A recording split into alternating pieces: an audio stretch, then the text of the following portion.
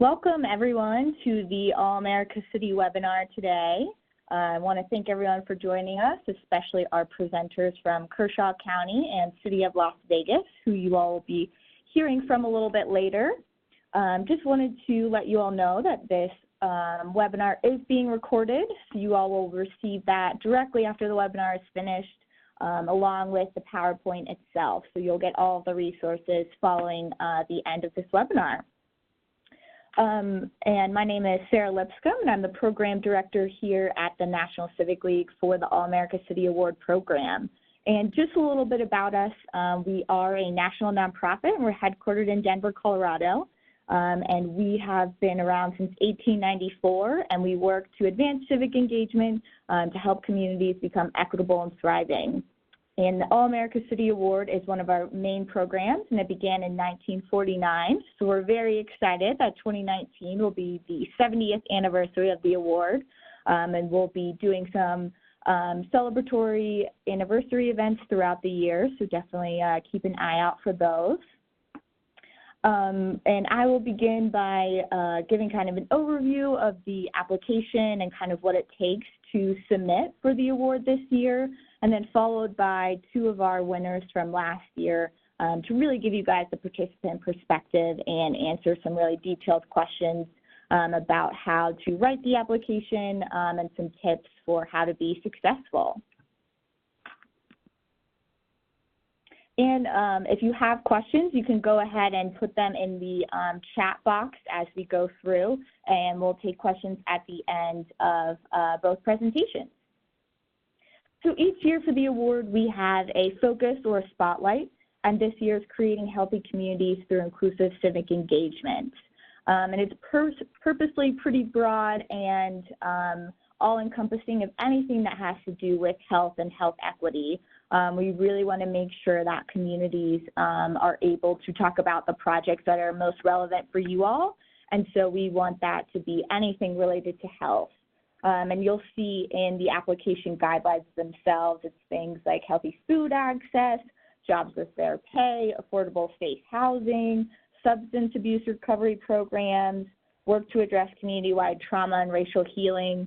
So it really runs the gamut of anything that affects a person's health in the community. So we don't want you all to see this as limiting in any way. And we will require that at least one of the 3 projects that you submit relate to health in some way. So some of the key dates and deadlines to consider. If you all are listening and on this webinar live today, you're doing a great job. You're already ahead of the game. Because the first date is not until November 14th, and that's the letter of intent to apply. It's a very simple form. There's a link in the actual application itself for you to fill out. It just gives us a better sense of who's really serious about applying, so we can make sure that we're connecting with you and giving you appropriate resources. And it's not required to apply, so don't worry about that, but it does give you $100 off the application fee. So if you submit the letter of intent by November 14th, you would only have to pay $150 for the application instead of the normal $250. Then you'll see March 5th is when the actual written application is due, and there are detailed instructions on the first page of the application itself on how to submit that electronically and to pay your application fee. After the applications are received, we go through a lengthy process to choose the finalist communities, and we choose typically 20 each year, and those will be announced in early April. And once you are announced as a finalist, you can hit the ground running on getting your presentation and travel ready for the June actual competition. Which consists of a 10-minute presentation and Q&A in front of a jury to choose the 10 winners. And we already have the dates for those, as you can see. It's June 21st through 23rd, and it will be in Denver, Colorado. Just wanted to briefly go through the different sections of the written application itself. So as you guys can see, there's a few common things, the community statistics and the map, just to give readers and judges a kind of overview and context for your community. The first part of the written application is how equitable are opportunities in your community. And we purposely put this section first just to be very upfront about how equity is a very important value of the National Civic League and therefore something that we consider very highly in the All-America City Award process. But at the same time, we also don't want that to push anyone away or scare anyone off from the application, because we do understand that this is something newer that cities are really diving into and figuring out how to address. So if you see in the application itself, it's more about what are you currently doing to address equity, not that you've needed to be doing it for several years in order to apply.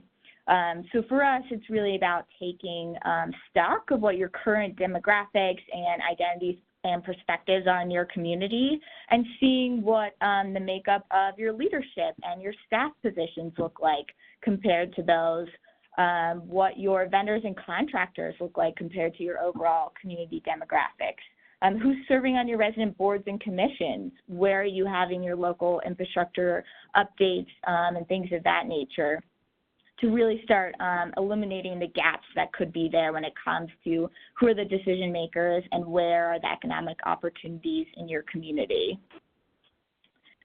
The second part is just to tell your community story. That one's pretty brief. It's only a 500-word maximum, and that's just, again, to give kind of some background and context about your community's history and kind of how you got to where you are now. And then part 3 is arguably the most important part of the written application itself, and it's describe the strength of your community's civic infrastructure. So we've beefed up this section for the 2019 application, so it looks a little bit different than 2018 for those of you who applied in 2018. But we really want to get to what processes do you use to gather input from residents. So for us, that second sentence on page 7 of the application is really, really important. So for us, it's not just presenting information or having people respond to surveys, although those are super important. It's really about how are you listening to and learning from residents in an ongoing way, and then taking what you're learning from them and actually changing the way that programs are administered, designed, and executed. So when the reviewers are looking at this part of the application, they're really looking for all of the avenues that residents have to give you their input, and then how that input is used to make decisions. And you'll see there's a few different what we call pieces of civic infrastructure to kind of give you a little bit more guidance on what that looks like. And in that written part, you're more than welcome to write a full narrative that includes all of those pieces, or to write narrative per each infrastructure piece. And then the last part is describing the 3 community-driven projects. So for us, in part 3, you're really describing all of the ways that you get input. And then part 4 is the outcomes of 3 different projects that use civic engagement really well, and diving deeper into exactly what problem was solved through that civic engagement and what that looks like moving forward. So again, we do require that one of them has to do with the Healthy Communities theme, but the other 2 can be anything that is happening in your community that you feel like you all have done a really great job of addressing together. And you'll see that there are 6 criteria that we're looking for in these projects. It's going to be shared vision, civic engagement, inclusiveness and equity, collaboration, innovation, and impact. And what I like to tell people is that you don't necessarily need all 6 criteria in each of the 3 projects, but you do need all 6 criteria to be well represented somewhere throughout those 3 projects. So you might have one that's really strong on collaboration and impact, but maybe you have another one that's a little bit newer of a program, so it's a lot heavier on the innovation and shared vision. And that's okay, as long as you think about it from the reviewer's perspective, and you can see very clearly throughout all of section 4 that those 6 criteria are documented well. Another thing that I like to tell people is don't think about it too much as like a grant or something like that you're writing. Really think about it more as a narrative and telling the story of success in your community. So make sure that you're leading with your people and how the projects and programs actually affect their day-to-day life. A lot of strong applications will include quotes or perspectives from those who have participated in the programs and projects that you all submit. Another tip that I like to give to people is the collaboration piece. It's really easy to demonstrate when you have different leads on all three of your submitted projects. So a lot of times it will be local government that is bringing the application together, but it's great to have maybe a nonprofit be the lead on one of the projects, maybe the library be a lead on another project, or the chamber or a foundation or a neighborhood association, because we know that local government can't solve all issues, although we wish they could. And it's really about bringing all of those institutional players together to solve issues. And one way to show that strong collaboration is to have projects from different local institutions included within the application itself. So before I move on to benefits and then giving it to Lori in Kershaw County, just wanted to let you guys know that National Civic League is here to help throughout the entire process, and we like to give you all as many resources as possible. No question is too small to email me or give me a call. We also provide mentor communities to those who are applying, and I know Lori and Jordan will talk a bit about that. But we're happy to pair you with someone who has won before, so that you can reach out to them, get feedback on your application or get help when you're planning your presentation if you're chosen as a finalist. So for us, this award process, it is a competition, but really what we want is for people to be learning from each other, to making connections across the country with other communities who are struggling and succeeding in the same kinds of things, and to really make it a learning process as you put together the application about your community itself, learning about new projects or programs, learning about new people you can partner with in your community. That's really what we see as the main purpose and benefits of applying and going through the application process itself. And then you'll also see there are economic benefits. We've had a lot of cities get grants or bring new businesses into their community because of their designation, because it shows outside people that you really are a community that works together and can handle, any kind of business and economic change. As hopefully Lori and Jordan will tell you, just being a part of the network and being able to have access to all of our resources and the other cities across the country and work that they're doing is a great way so that you don't have to always reinvent the wheel. And then finally, it's great publicity on a national stage for your community. Being recognized in the national press and being recognized in your local community can really help spur community pride and, help get people back on the map after any kinds of events. So with that, I'm going to go ahead and hand it over to Lori from Kershaw County, who was a 2018 winner. And one thing that is great to have her on today, they're a county, and a lot of people don't realize that we do have a different shield. It's the All-America County Shield for a county who applies. And also Lori is with a foundation, and she was not with the county itself, so just really shows that any local institution can be the lead on an application. So with that, I will hand it over to Lori.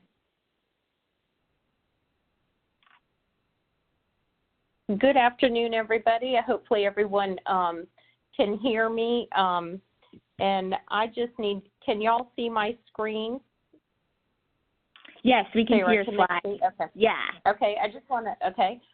Well, I'll introduce myself, and you can see me, the one with the biggest wide open smile on the mouth and on her knees holding the All-America City. That is myself. That is Lori Carpenter right there. We are, as Sarah said, we are the county. We like to tout, Sarah jokingly jokes about it, is that we are the only county because you are able to apply as a city, a borough. You know, there are many different ways. We decided to apply as a county for South Carolina. I'm proud to say, and we tout that we worked very hard. We're very proud of where we live, and we jokingly say that we came home with the trifecta baby because Kershaw County, if you see the gentleman in the red shirt on the photo, his name is Clinton Washington. He is a freshman right now at Clemson University. He's also in the Clemson Tiger Marching Band, and he is also National Civic League's Youth Civic Engagement Leader. He did win that award. And then in the very back, this would not be possible without our social media since we're a rural county. So in the very back, the person holding up the camera, his name is Johnny Deal, and he is our local social media guru. He keeps us in the loop, and most recently, he kept us attuned with Hurricane Florence. That we are blessed that missed our county, but we still need to keep prayers. We have a lot of friends and family that are in flooded water. So whoever's on here, if you can just lift up South Carolina and North Carolina on a side note, we would greatly appreciate it. We're supposed to have more floods hit over the weekend. This will be the third wave for the rivers. But getting back to this wonderful thing, you'll see a hashtag on the bottom right of this screen before I move forward, and it's hashtag AAC 2018. I am sure Sarah's going to introduce that, and it'll probably change to hashtag AAC 2019 with the new application. But we started when we applied throughout the community, as soon as we did our letter of intent, we started doing the hashtags and getting our community involved. But represented in this picture is we have everyone from just a house mother to a nonprofit director to we have council members in here, and the person on the far left on her knees with the gray jacket, her name is Lori Funderburk, and she is actually our South Carolina House of Representatives.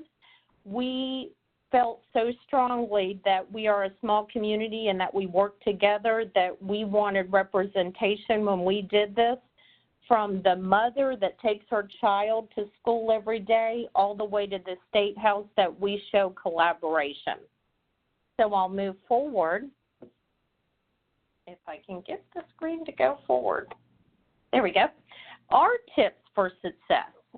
Just so that you know, in the very beginning, as Sarah mentioned, I am just a board chair, a nonprofit by the name of the Play Foundation. We actually did the application. We are just a group of 5 people. We're just citizens and residents of Kershaw County, and we felt that with a rural population of 64,000, we do a lot, and we thought that we were national material, and we're still celebrating to know that obviously the National Civic League thought as well. What the key is, and I mention this every time that I've talked to different people in my community, is plan a core team. Do an odd number, kind of like when you do a board of directors. Our core team was 5 individuals, and we basically said, okay, we want to show Kershaw County on a national level. What do we need to do? Well, all 5 of us had very strong opinions of what we thought our great project was going to be, but then we said, you know what, we can't steer this. The National Civic League wants to see our civic engagement. So we started from the very beginning. When we knew that we wanted to apply, we reached out to the community. Each of us, when I say that, the core team, each 5 of us, we were responsible for getting 25 people together in 3 different focus groups, or what I call group discussions of success. We facilitated these discussions, and whenever it would go down a rabbit hole of negativity, we'd say, whoa, let's stop. We're here to, what is Kershaw County doing great? What have we done great? So we ended up with over 35 different projects for a population of 64,000, but we found out that there was a lot of themes. So when I say listen to your community or listen to your focus groups, or if you're doing it through a city level or a county level, get other perspectives. And I have all in bold, listen to the community, because I am here to tell you that the 3 projects that we presented in Denver in June are not at all what the 5 of us at the first meeting had even thought it would be. So when you listen to the community, they know what it is. You're in a bubble with your certain sphere of influence, but when you get a cross-section of your whole community, it's interesting what you learned. I learned more about my community doing this project, and I'm just blessed that I was able to be a part of it. You want to, and I know Sarah mentioned it, you want to ensure that you have all demographics. One thing that we realized is when we did 3 to 4 different focus groups, we realized we would look around the room and we'd go, oh my gosh, we don't see anybody. I'm going to mention small towns that are in Kershaw County. We don't have anyone from Bethune here. Oh my gosh, we have to make sure we have people from Bethune. So we would have side meetings. We did 3 main focus groups, but then we would reach out to individuals in Bethune, ask them what they wanted. The 3 times did not meet well with 2 of our largest churches in our county or with the NAACP. We had 3 special meetings for those individuals to make sure that their voice was heard for what they thought was great projects. So with that, we all went back to the drawing board after we got all of that information, and then we found out that there were basically 3 types of themes. With one of the themes, it had to do with health for when we chose our project, and we have a community medical clinic here in Kershaw County. And what they do is they educate the stakeholders of the community. And we are a rural county. It takes probably about 62 miles to go from one part of the county to the other. So what the community medical clinic does is they do what they call bus tours or wellness tours and takes individuals to parts of our county that are poverty stricken. Their definition, just so that you know, poverty stricken is that they have no access to health care. So they make sure that people are aware of that. So health became one of our projects, and you'll see under there that I said a lead person for each project. When we found out that the community medical clinic and basically health access to our county was one of our successes, the community medical clinic executive director agreed to be the lead person for this project, and she was over helping write that project and gather the data and the information. The second project that we chose really had to do with children and education, and it was kind of twofold. Since we live in a rural county and funds are limited, basically my nonprofit, which is the Play Foundation, we built a playground and fundraised a playground so children with disabilities didn't have to drive. They were driving anywhere between 35 to 40 miles parents were for their children to have a safe place, because our county didn't even have an ADA accessible playground. So that was important to the community, which they thought was a large success.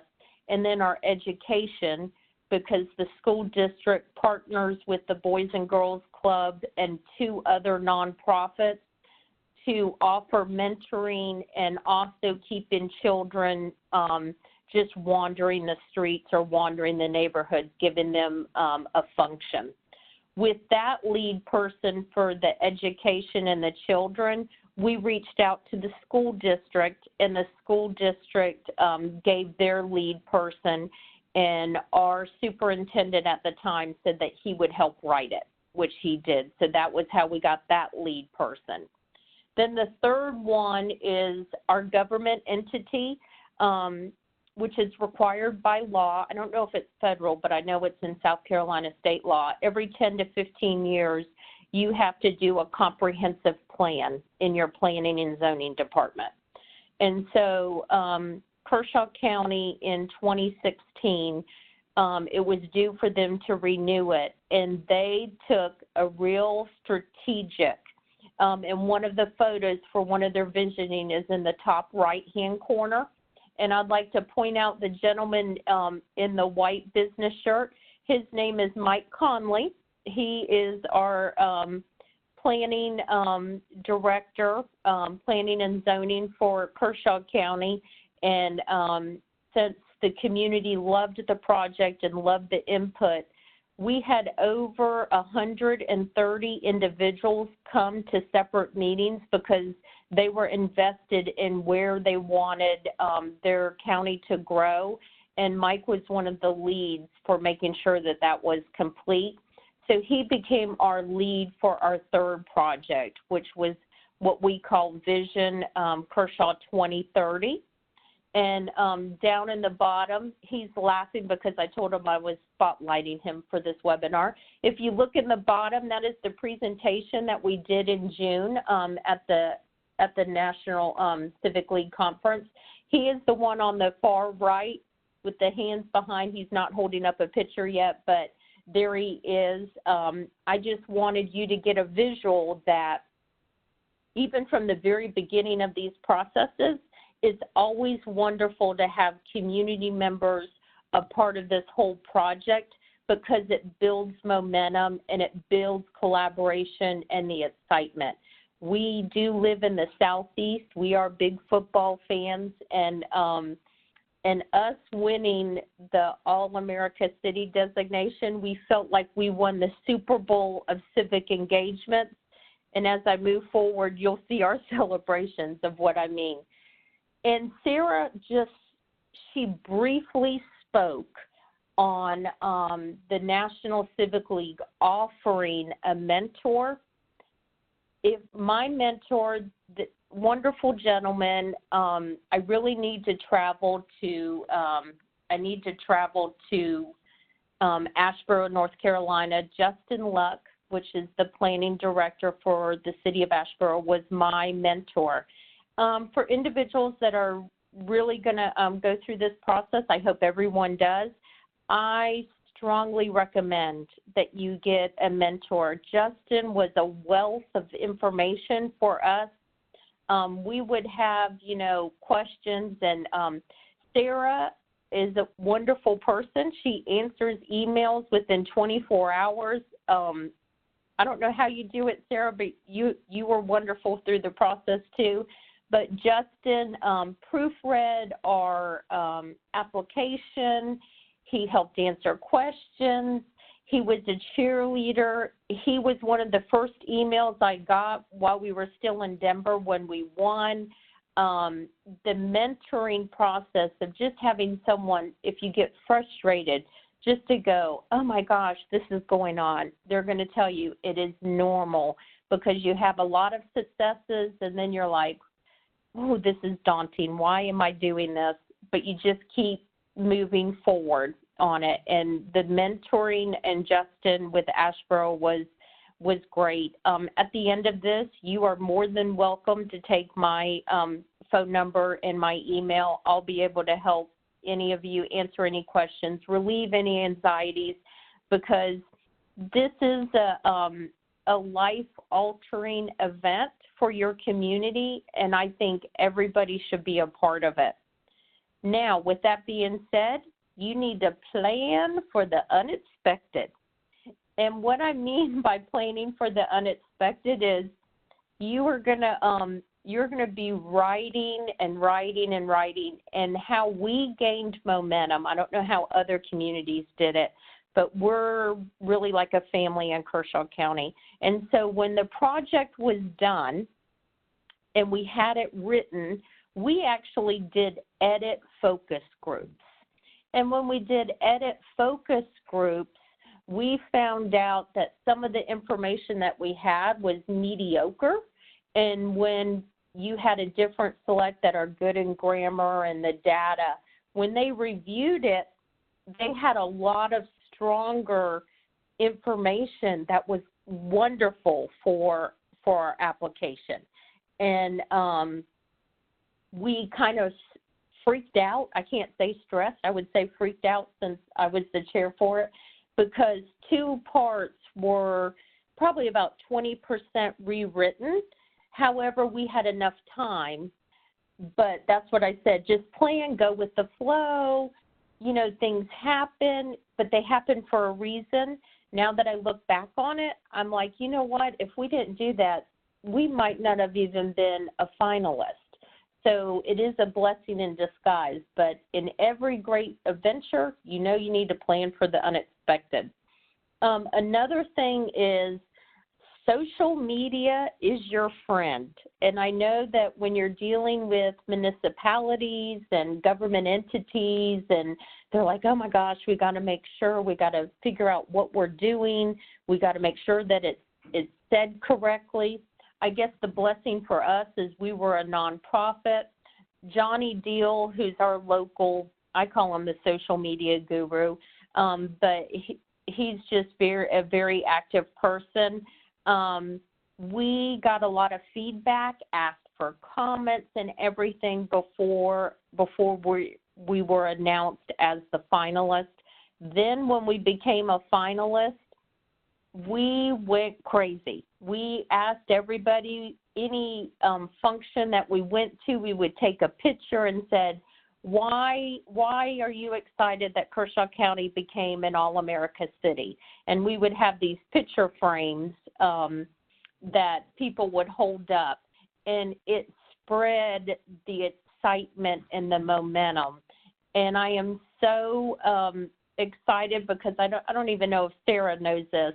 We looked at Facebook gives you data, and so for our social media, that one weekend, we have a population of 64,000 people in Kershaw County, and over the weekend while we were in Denver, we had over 50,200 engagements. We were blown away when we got home, and I said, well, we told everybody to watch us. I just didn't think they actually would, but it was real exciting. And more importantly, have fun. I know that it's going to be stressful. There's a lot of details in it, but you get to learn your community, you get to learn your city, and more importantly, you get to fall in love with your community. There are individuals that I did not even know before we started this project that I now consider my best friend. And actually the delegation that went to Denver, we now have dinner once a month. So 33 of us get together once a month, and we consider it another social. I guess you can always find a reason to go out to eat. But what happened in Sarah, you'll see that in the application they say no photos when you submit your application, and got to keep it within which I can totally understand. What we ended up doing is so many people wanted to read the application after we won that the foundation took it upon themselves to make an application booklet. So in the very beginning, the front cover that you'll see on the left-hand side, that is our dam that has a lot of water running over it. We have no flooding, but that's a pretty dry picture compared to what we have today. Then the one on the right, this notebook, we ended up making it probably about 20 pages long. We put photos in that corresponded with our community story, corresponded with the different projects that we did, and we got these printed just at our local UPS store. And the funny thing is they keep printing them, and people keep coming and buying them. So we do have a lot of pride in this. But then we started the celebrations, and it's only been 3 or 4 short months, and we took it upon ourselves. We have 3 municipalities in our county, and so what we have is when we came in, unbeknownst to us, because we had so many people following us, like I told you, in the center to the right of Proud to be an All-American City, if you see the 2 pictures that has the American flag, that's our chartered bus with us returning back from Denver. And below is, we had easily probably about 500 people that were there congratulating us. And I'm getting teary-eyed. Sorry, guys, getting kind of emotional, but the whole community came out. We all celebrated when we flew in. To the right is Clinton. He's doing his little speech, and his mother just kept hugging and hugging. He is hugging his mother right there on the right-hand side when he was saying he won. Then, like I said, we have our 3 municipalities. Up at the very top under celebrations, that is the town of Bethune. Down below Clinton in the green is our town of Elgin. To the right is our county seat, which is Camden. And then to the left, you'll see all of us presenting the big trophy to county council at their county council meeting. One thing that I would like to point out to you is that you'll see that we're all wearing different shirts. When we were at the All-America City conference, we had shirts on different days. And the red shirts that has all the individuals on it, that has all of our towns that are located, and we made trophies. So our foundation, we raised enough money and gave the Super Bowl Cup, as we call it, of civic engagements to all of the municipalities and to the county. Here is the one good thing that I want to point out is in the top right, you'll see the gator, and let's see if I can get it. If I don't know if we have this user, but you'll see they're in a gator, and there we go. You have the gator. The big cup that is for the county goes to every groundbreaking and everything that the county does. So in the gator in the top right is the county administrator, who just happens to be my husband. He's the one holding it. And then the Parks and Rec, one of the Parks and Rec director, he has his thumbs up. That was at the river. The county just purchased probably about 50 acres, and we're making a county walking trail. And so the event went there, and everyone takes selfies. More importantly, that I'd like to show is for the celebrations, they haven't stopped. Sarah is absolutely correct. We have been recognized at the State House. We received the award the Thursday that we got back. The House of Representatives asked us to come down on the floor before the end of their cycle. And that is the resolution that you see on the right.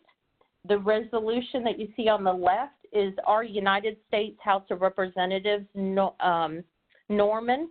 He actually presented us, and we had a resolution of being named an All-America County in Washington, D.C. Another thing that we've done that people do on taglines that if Sarah is sending the information out, you see that we made a celebration video that's on YouTube, and that basically chronologically does our whole story, start to finish. Start in the sense that when we were named a finalist, and then I'm happy to announce that the We Did It, if you'll see the picture frame, we made all of those and did hashtags because we had so many people back home that wanted to follow us while we were there. And so we did hashtag AAC 2018 and hashtag AAC Kershaw.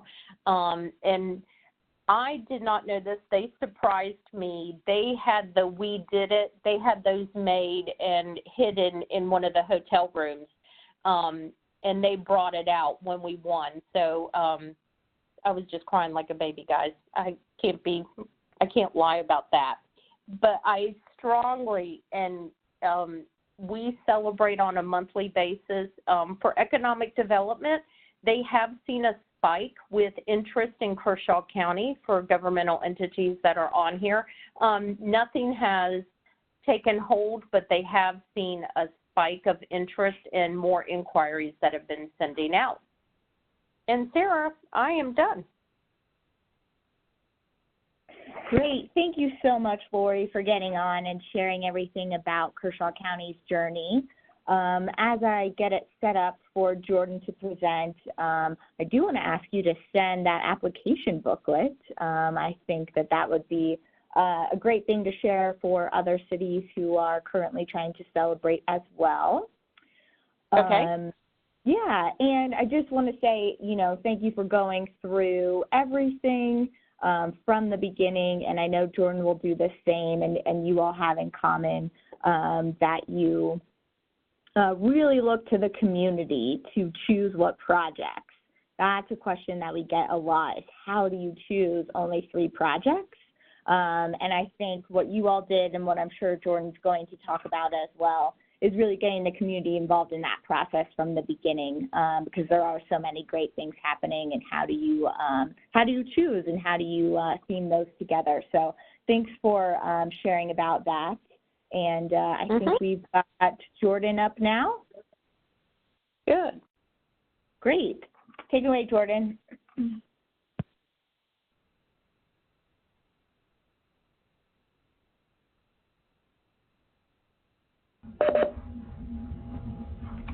Hi, can you hear me? Yes, sorry. You muted. Okay, perfect. I was like, oh no. Well, hi everyone. My name is Jordan Moore. I work for the City of Las Vegas, and I work in a department. It's called Youth Development and Social Innovation. So our big pillars are community support, community-based problem solving, as well as educational support. So this process started for us in 2016. We're one of the communities who were finalists once. We went there and we did not win it, but we went back last year and did. So this is my take on the process. This first photo you're seeing is actually from our presentation. So why did we choose to apply for the award? I think there's a million reasons why and benefits why you should apply. I think for us, it was really about increasing civic pride and citizen engagement. People look at the Las Vegas Valley and, we get the comment like, oh, we've been there once, we loved it, we gamble, or we go back every year. But I think there's an image that people don't realize, that people actually live here. It's a great place to live, work, everyone can thrive. It's a place that you can raise your kids. So that's one thing that we're working on as a city, is really re-imaging what the city of Las Vegas looks like to everyone. And then also attracting new businesses to the Las Vegas Valley. With that same image, it's hard to attract great businesses if they don't feel like people will want to move here to work for them. So that was our 2 big reasons, but there's a million reasons why you should apply. Which stakeholders to get involved in the process? I think first and foremost, your organization, you need 100% backing from them. For our application, we hit almost every single department, from our roads and our parks and our boards. We had a list of everyone that helped us, and it honestly was almost 3 pages, and that was just people involved inside of the organization of the City of Las Vegas. Also, finances, it is a costly project, at least it was for us. I know there's cheaper ways that you can do it, but it was costly. And lastly, just overall support. I think it was very time consuming. There was a lot of work. It got to the point where this was my main focus for months. And not just me, but a couple other people. So, you know, you want that support, you want that understanding, and you want them to be excited as well.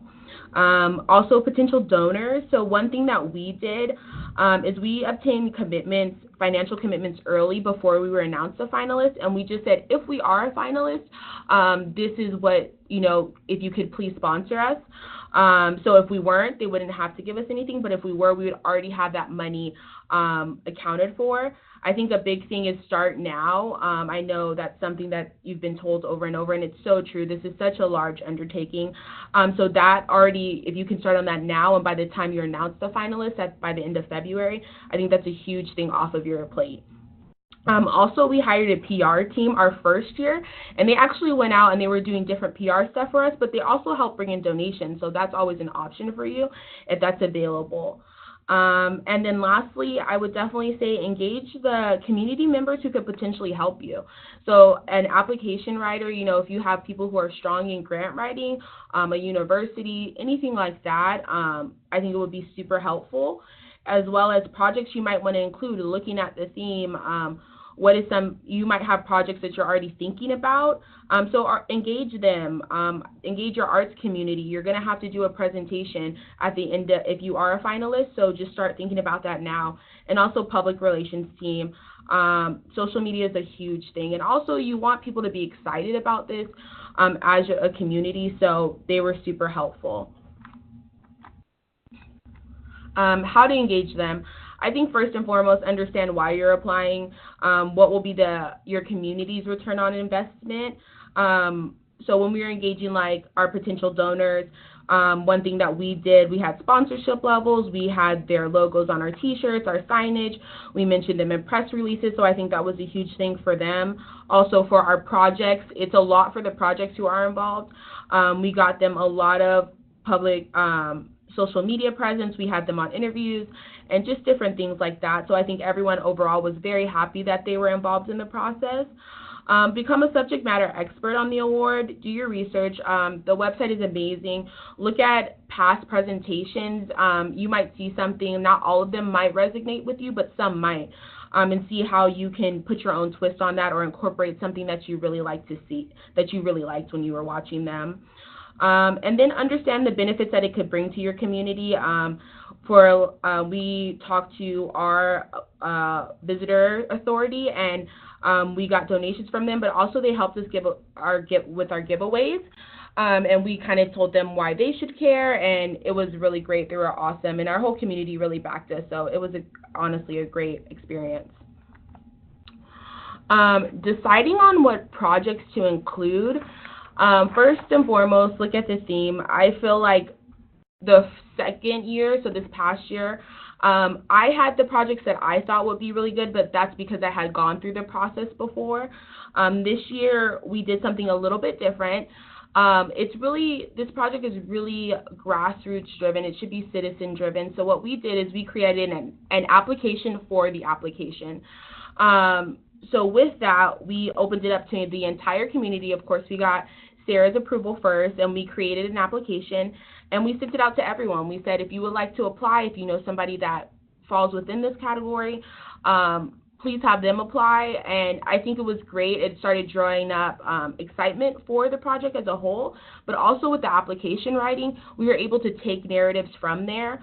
We also got our project leads from that application, and I think having people's total commitment is a huge thing, because farther down the line when we had to do interviews or we had practices before we left, we knew that they were on board 100%. So that application really helped us with all of that.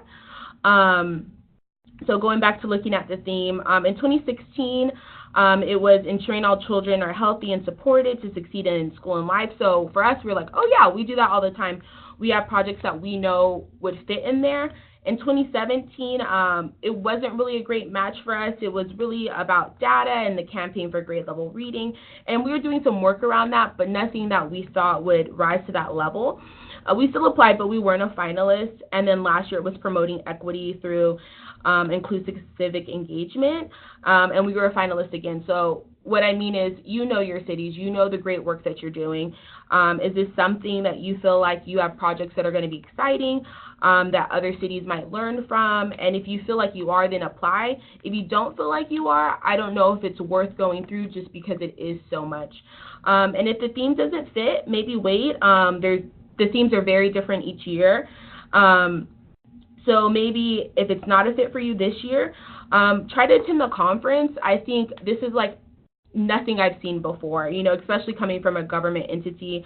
Try to attend it, observe what's going on. I think it would be highly beneficial because year 2 going in, I felt like I had to step up on other communities because they came to the conference, they were kind of overwhelmed, they didn't know what their delegation should be doing, whereas I had seen it before. So I was like, okay, I need you to go here, we need to have this, and just prepping it in advance. Also, evaluate the projects based upon the evaluation criteria that the National Civic League will evaluate you on. So civic engagement, inclusiveness, equity, collaboration, innovation, impact, and future planning and visioning. So in that application, we had those in there, so we could, when we reviewed them, we could mark each one of them. And each one of the projects that we selected at least fit 3 of those things, and one of them even fit all 5. So keeping that in mind, do your projects have enough data? Our application ended up being around, I believe, 48 pages. So it's a lot of data that's going in there. So do these projects can you tell that narrative, but also can you show the results that these projects have had on the community, not just from a narrative standpoint, but a data standpoint? What is the true impact? And then lastly, will these projects translate onto stage? We had some really great projects, but when we were going through that evaluation period, I let the evaluators know. I was like, yeah, this is a great one, but please keep in mind, is it going to have that personal voice to translate onto the stage? Because if you think about it, why would the judges want to see a presentation with essentially no bells and whistles? Like you get 2 mics, and that's pretty much it. You can't have video, you can't have any of that. So for us, it became clear that they really want to see that human connection, the things that you can't read. So I would just advise you to make your presentations passionate, leave no stone unturned. And I think the second year, what did it for us is we brought passion over data in our presentation. Because yes, the data is important, but you have to think about that they've already read your application and it's already been rated. So this presentation is really just to give that personal voice, that citizen voice. What's the impact? What is your community about? What is the feeling? What do you love about it most? And so you really want to tell that story through that presentation. Tips for applying. First, put your project team together. So I think the big first thing is who's going to write your application. That's the first thing that you want to do, and create a timeline for that. For our application, we had a timeline of having the rough draft due, I believe, like in the beginning of January, and then we had people review it, and it was kind of back and forth until we actually had to submit it. And then next, who's going to create your script and presentation? I would highly suggest starting on that early. Once that application is done and you have those projects, start engaging with who is going to write that script for you, because that time from, late February into March and even early April, when you're waiting to find out if you're a finalist, you can utilize that time to already have your script done, already start molding your presentation, what props you're going to have, start thinking that through. And then lastly, who's going to make your travel arrangements? This is a very labor-intensive process. We had to coordinate travel from City Hall to the airport, get flights together. When we landed, the busing from the airport to the hotel, and that's kind of like an hour drive, so you can take the light rail or you can charter a bus. What's going to be better for your community? Once you get there, you have to think about how are you feeding all of these people?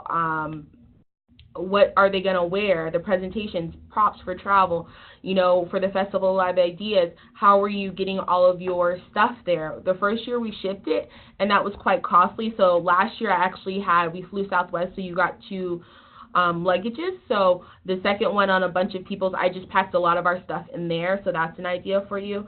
But just really putting together that team early and getting that buy-in so that way they can hit the ground running. Obtain a mentor city. I want to highlight this and tell you this a million times. Our first mentor city was honestly so amazing. She gave us so many tips on travel, our application, what to expect when you got there. It was honestly just very invaluable. And also don't be afraid to reaching out to your neighboring city. So last year we were given a mentor city, but I felt like the connection just wasn't there as much, but we reached out to other people that had one that we already had connections with in other communities through other work that we're doing. So that's also a big advantage. I know some people on the East Coast and maybe the South, this is a huge thing. In Nevada, it's not as big. So if you have someone in a neighboring community who's already won, reach out to them, because I think anybody who's worked on this would be more than happy to help you. Start now, get the letter of intent done, save that money, start writing the application. It doesn't seem like it's going to be a lot, but it is. Once it's done, as I said, start writing that script, start planning, because that way March and April, that's really what you're doing. You're making travel arrangements, so that way in May and June you can really be focused on getting your presentation together, refining it. For us, we had to have our delegation remember their lines. It's a lot. And then you also want to have them come together and really have that group synergy. And lastly, utilize Sarah and her team. They're so amazing. I can tell you I emailed her a million times and called her, and she was so supportive. The different resources that the National Civic League offers, they have an index. I use that a lot, and then also the Mentor City. Yeah. When it comes to planning the travel, I think the first thing you want to do after you figured out your projects is decide the size of your delegation. The first year we took almost 60 people, and last year we took about 30. I think funding is going to be a huge thing, so once you figure out how much money you can put towards this project, I think that will really determine your delegation size, because when you break it down, you have to think about their travel, if you're going to pay for that, their hotel while they're staying, their food. We had shirts for each day, so different things like that. So it's costly per person, and we as a city raised the money, and then we just paid for the people to go, and we got their commitment that they would go and they would participate and all of that. Make a short list of potential delegation members. I think choosing your delegation really should be you should take a lot of time in it. You want to find those people who are outgoing, kind, knowledgeable of the projects and your community, and willing to share not just about your programs but personal experiences. We all know those people that you just love to be around them. They're knowledgeable, but at the same time they're really fun. I think about it like Miss Congeniality. Like, you might not win, but at the same time, you love to be around them. I think that's a super important thing, because throughout this whole thing, you're learning about other communities and sharing. And I think it's a competition, but you don't want it to be to the point where it's like unhealthy competition. You still, even if you leave and you didn't win, you still want to leave with information and knowledge and connections that you've made. So just keeping that in mind. I know for us, we're a larger city. A lot of people knew us, and sometimes that felt like David and Goliath kind of a thing, because people, before as soon as we were announced a finalist, we were getting, our PIO was like, oh, hey, this was said about you. And, people were saying, oh, we're up against Las Vegas, or this, and that. And it's like, oh, wow, like we really have to bring it. And we're on the street where you're going to get coffee, and people are like, oh, Las Vegas, how are you doing? And you have to be willing to scream back at them and say, how are you? So it really, that's the kind of energy you want from those people. So people who are introverted and maybe not as friendly, they might not be the right person for this project. Next, your delegation should be a reflection of your community. Races, gender, religion, sexual orientation, workforce sector, socioeconomic levels. You really want to take a good mix of people. When we were first we first did it, they said that you should do it based on population size, but from what I've seen some bigger communities take smaller delegations and they still won. So I think don't necessarily focus on that. If you have a limited budget and can only take 10 people, do it, because it's still an amazing process. When you're choosing your delegation, do not promise spots until you're 100% sure. I knew this year, I said, okay, we're going to take 30 people, and I had some people on my team that were like, oh, this person should go, and they were kind of telling them, and I was like, no, until we're 100% sure, I'm not telling anyone they can go unless they're part of the projects or they're bringing something else that we need. And also, the delegation members, a lot of ours doubled for other things. So when we went in, who was doing the entertainment showcase, we brought somebody and put them in our delegation for that. The social media, you can assign that to someone if you don't already have a social media coordinator, because none of our City of Las Vegas social media people went with us, but we had somebody that was sending them different information and things as they were going on and photos, so that was really helpful. And also the Festival of Ideas, it's really like a booth or like a pop-up. You get a table, and so we had a pop-up, we had tchotchkes, so we had someone that was their project while they were there as well. Next, obtaining donation commitments early. People can pay for themselves, but that's just not the way that we did it. So if you're planning to pay for everyone, really starting now to get those funds. And also making travel arrangements early. You want to find the cheapest flight, and as things change, we use Southwest. They're really amazing, and they'll check if you see it's a lower fare, they'll change it for you. The hotel rooms, they run out, so you want to stay in the actual hotel that it's taking place in, so you want to get that booked. So what we did is we just kind of booked everything out, and then I just plugged everyone in based on the numbers that I had. So that is there. Next slide. The presentation, first and foremost, watch the past winning presentations. They're all online. I think it's super helpful so you can see what you will be doing. And there's so many different options. I don't think there's a recipe for winning, because you'll have presentations that'll win that'll have 4 people, and you'll have presentations that'll win that'll have 50 people. So just watching them, seeing what you feel like you might be able to bring, I think is a huge thing. Engage your arts community. I think I can't tell you, from script writing to staging us and just different things that they helped with us. So really engaging them and bringing them on the team. Obtaining solid commitments from delegation members. We actually had everyone sign a contract, so I created a contract.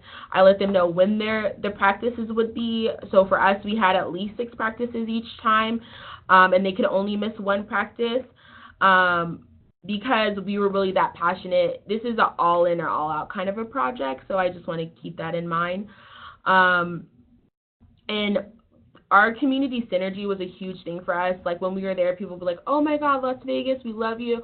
You guys are so much fun. But that really came from us choosing the delegation correctly, but also taking time within those practices to get to know each other. They would be 2 hours long. We would feed everyone. So by the time we got there, we were all pretty comfortable with each other. So that's another thing. Utilizing the practice times at the conference. As you get closer, if you are a finalist, Sarah will send out a list that says, hey, we have all these practice times available. Let us know which ones you would like. Sign up for those practice times, because the first year, one of our first full practices was there. We were always missing somebody, or missing a council member, or missing our mayor or city manager. So those times were really helpful for us, and just refining as well. You want people to feel comfortable.